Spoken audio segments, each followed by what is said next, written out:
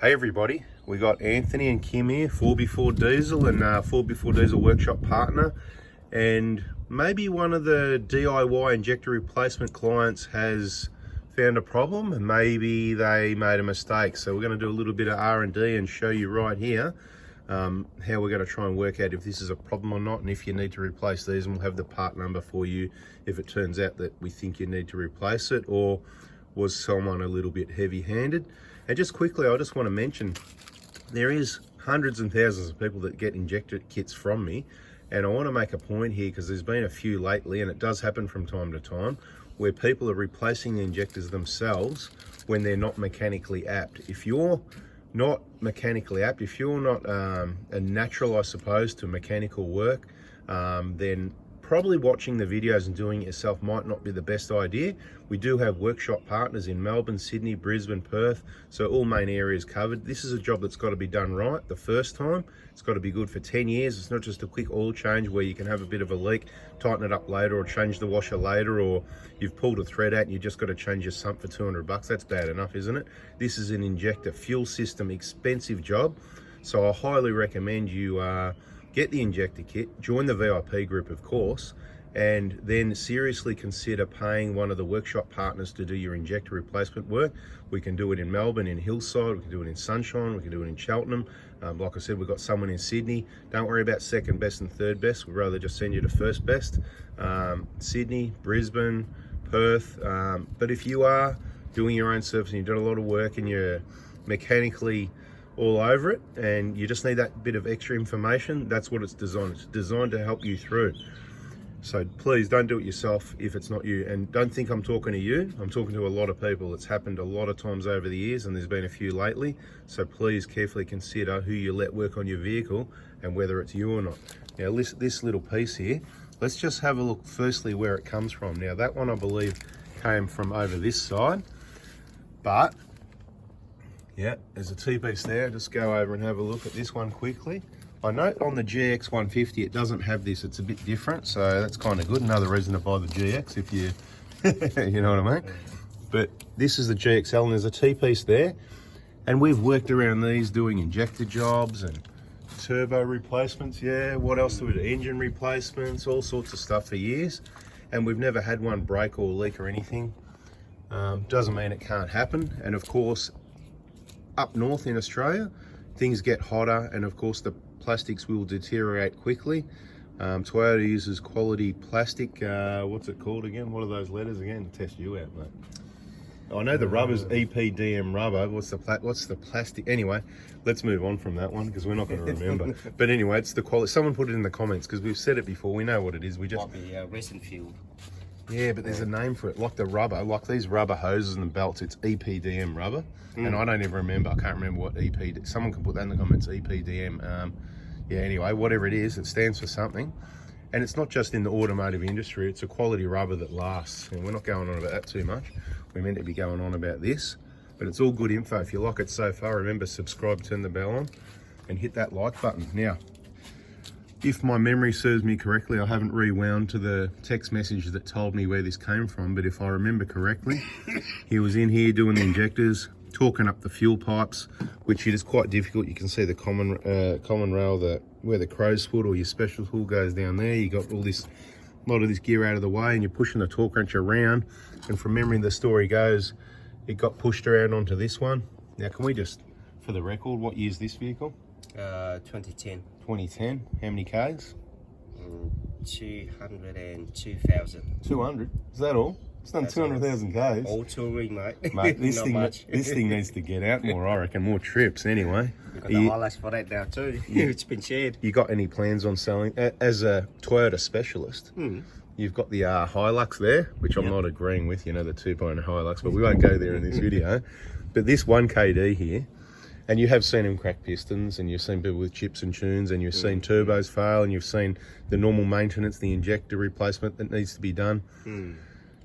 Rubbish engine, what do you think? Rubbish, better sell it soon? No, keep it. So you got any plans of selling this vehicle at the moment?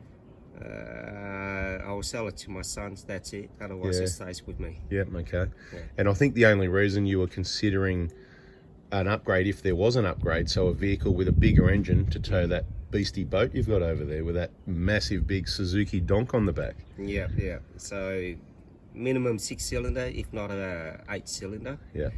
V8. I think we better talk in another video after this video, because that's a anyway. So good to know. So we must be silly because we want to keep these engines. But anyway, back to this. In all that time that you guys have been working on these vehicles, I mean, you kind of been specialising in these over 5 years now as well, really. Yeah. A little bit beyond that. Yeah, I mean, Toyotas and that, but particularly on the Prado Hiluxes and the 1KDs and all this work on a lot of Prados and Hiluxes, at least about 5 years you've really been. Yeah. That's the majority of the work, I'd say, yeah? Yeah, like myself. And that's really good that you guys have done that, because then I'm sort of semi-retired. But back to the T-piece. Now, does that look like a bit nuts? I'm just looking to see, has that got a little bit of a leak there, you know? Like it kind of looks, see that? You know what I mean? It's very, we'll have to get in there and have a closer look. So what we might do is order some of these. So we're going to have the part number. We're not going to test out this one until we've got one in our hand. But once we've got one, another video, another time, let's get heavy-handed with this one. But we're going to get heavy-handed with this one soon. What we want to work out is, because we've never had an issue. We've got, between myself, the workshop partners, thousands of people that have done this injector job, and this is the first time this has come up. So is this one weaker than the rest, or was he really heavy-handed on this sort of thing and just snapped it off? Is this something that needs to be added to the BFE kit as a maintenance item? Or, you know, is it just, no, you just got to take it a bit easy. So let's get the part number first anyway, for anyone that's getting nervous and wants to purchase one. 87248 08030. If you want to, go ahead and order a couple of those. There'll be nothing wrong with the self-tensioning clamps, just continue to reuse those. All right, mate, we've got 3 minutes. What do you want to say about it all? So, question is, this is a 2010, slightly over 200,000 kilometers vehicle. What was the other vehicle condition like? Yeah, that's it. How old is it? What year is it? Yeah, we don't know, because I didn't check the message. So maybe in a later video, but yeah. So is it a wear and tear item in terms of age? Need to find out.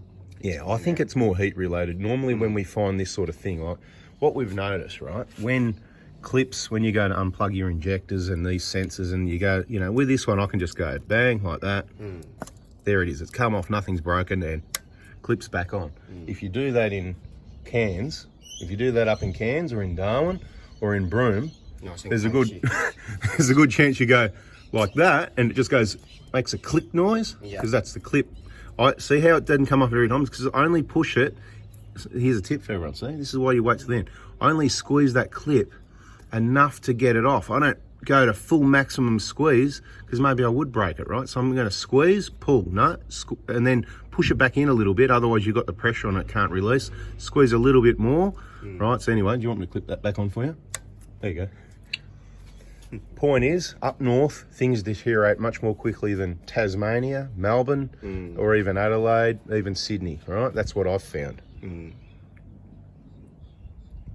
want to test it? I reckon let's test it, mate. Let's start light duty first, just with the fingers, this way, that way. Talk to us while you're doing it. I'll try and have a look how. I'm going to bend it outwards. This guy's pretty strong, by the way, everyone. Yeah.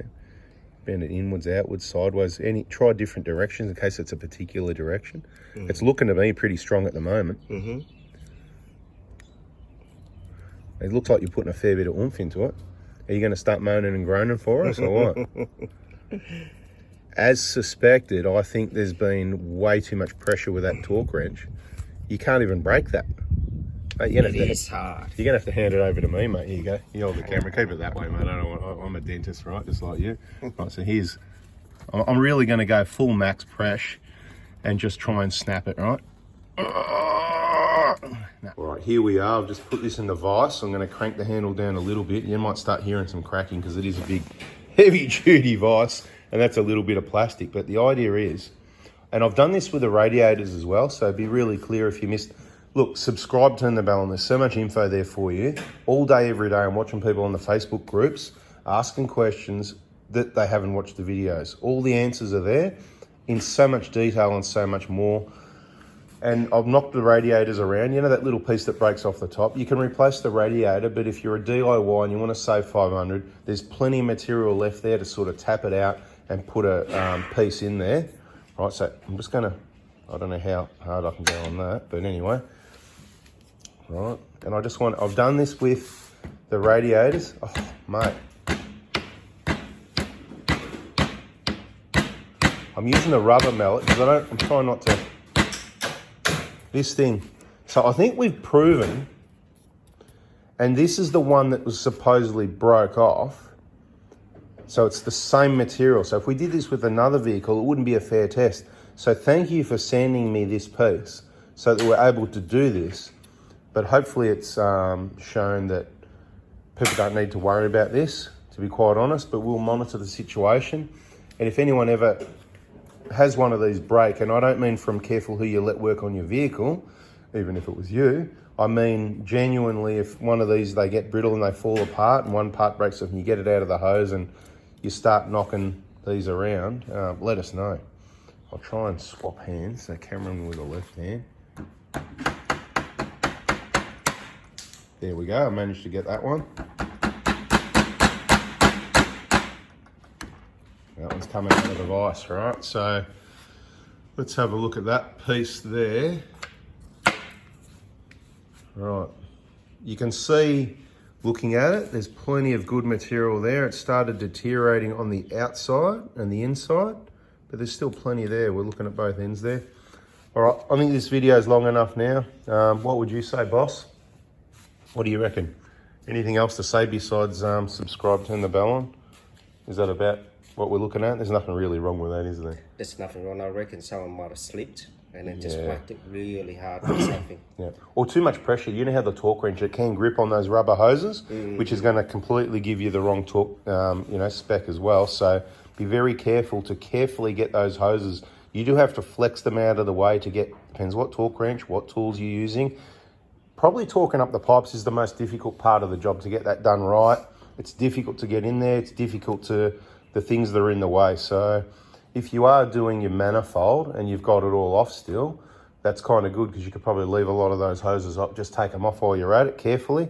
You can see on this one as well, using the heater hose tool, there was some good gouges into it somewhere. Trying to get there it is, right? So just be careful because that's just a testament to how strong it is as well. But on the outside, it is starting to deteriorate. Anyway, that's a video. Bada bing, bada boom, baby.